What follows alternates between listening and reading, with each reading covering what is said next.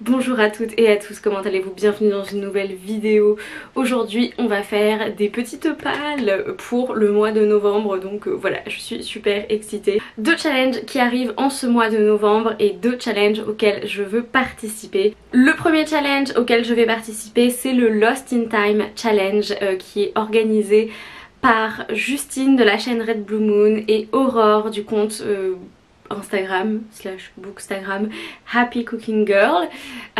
Ce sont des amis en fait tout simplement, et j'ai participé à leur édition du Lost in Time Challenge du printemps. Elles ont décidé de faire une édition d'automne, donc bien sûr je suis on board, et puis surtout que c'est une édition qui est centrée sur la série, plus particulièrement je pense la série The Haunting of Hill House, qui est une de mes séries préférées.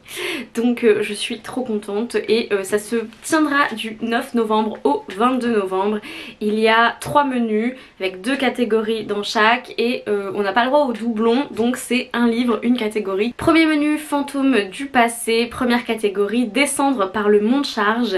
Il faut choisir un livre de sa palle qui est terrifiant. J'ai 2 idées de livres par rapport à ce prompt.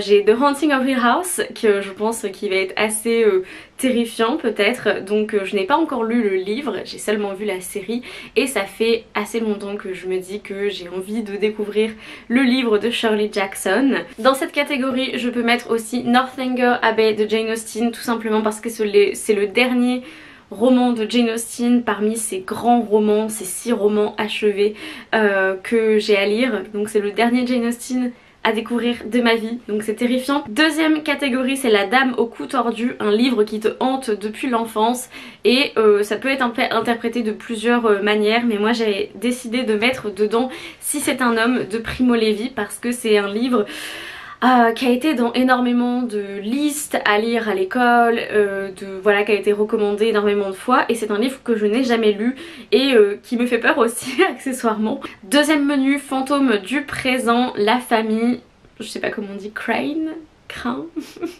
un livre avec 2 timelines. Pareil, j'ai 2 propositions dans ma tête, voilà, selon ce que j'ai envie sur le moment.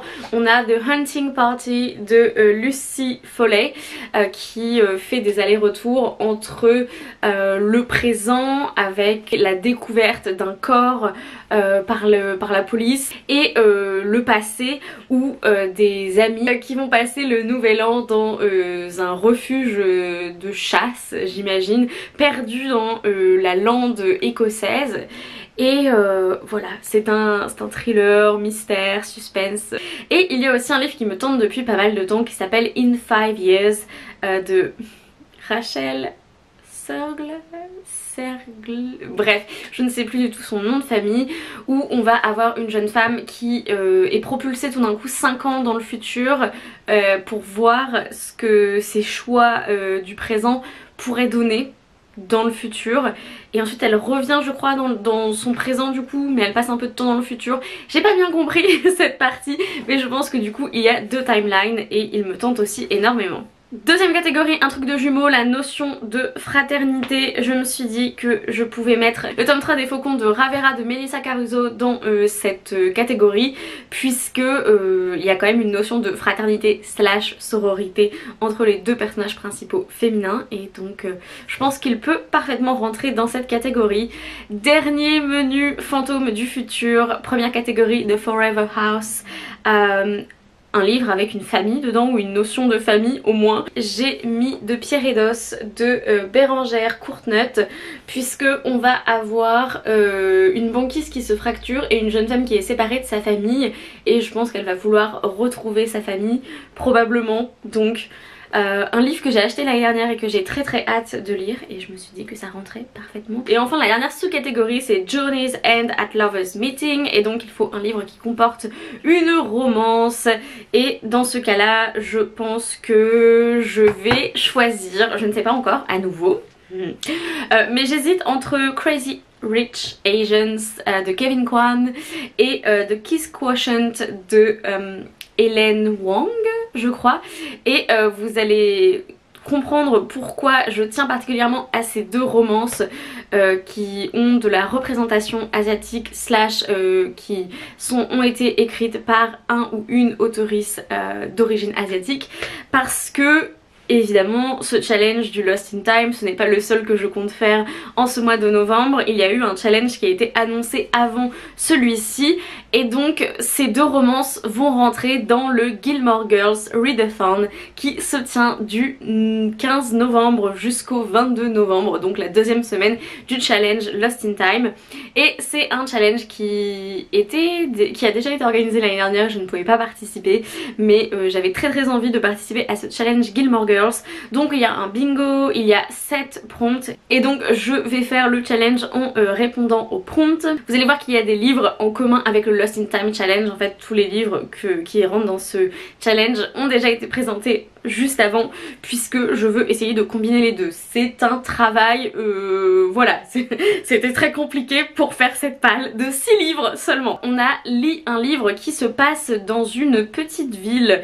Alors je crois que là dedans j'ai mis The Hunting Party, puisque ça se passe en Écosse et il doit y avoir une petite ville qui est à côté de cette espèce de chalet de chasse et tout. Je me suis dit que ça rentrait dedans. Lis un livre qui a une relation mère-fille. Et bien pour ça je me suis dit que il pouvait y avoir les Faucons de Ravera, puisqu'il y a une relation mère-fille qui est assez centrale à la vie du personnage principal. Lis un livre qui se passe pendant l'automne ou l'hiver, et dans ce cas là In 5 Years correspond tout à fait. Et il y a, puisque le bouquin commence le 22 décembre ou quelque chose comme ça, donc c'est parfait. Et aussi The Hunting Party du coup que je mets un peu à tout va, mais qui se passe le nouvel an, donc c'est en plein dans l'hiver. Lis un livre avec des love interest compliqués, donc voilà, des histoires d'amour compliquées. Kiss Quotient pouvait rentrer dedans, les Faucons de Ravera peut rentrer dedans aussi. On a lu un livre par un auteur asiatique ou qui a de la représentation asiatique. En gros il faut cuisiner une sucrerie ou une espèce de plat de l'automne et regarder ton épisode favori de Gilmore Girls. Donc alors je ne sais tellement pas ce que je vais pouvoir cuisiner parce que la cuisine et moi c'est vraiment genre zéro. Mais je vous montrerai dans le vlog, puisque bien sûr il y aura un vlog pour le Gilmore Girls Thon. Et le dernier prompt, c'est lis le prochain livre dans une série que tu n'as pas fini, et c'est pour ça que j'ai mis les Faucons de Ravera tome 3, puisque comme ça me permettrait de finir la trilogie, une trilogie que j'adore d'ailleurs, que j'ai commencé l'année dernière, et donc comme ça me permettrait de enfin finir cette trilogie. Bon, alors comme vous voyez on a un programme de lecture assez chargé pour les 2 prochaines semaines. Mais voilà, c'est tout pour cette vidéo, merci de l'avoir regardée. Dites-moi dans les commentaires si vous avez l'intention de participer à un de ces 2 challenges. Moi je vous encourage vivement évidemment à participer au Lost in Time challenge, puisque les copines, mais aussi le Gilmore Girls Readathon a l'air vraiment très chouette et cosy et parfait pour le mois de novembre, ce mois de novembre en confinement. En attendant une prochaine vidéo, lisez bien, amusez-vous avec vos lectures, prenez vraiment grand soin de vous et ciao.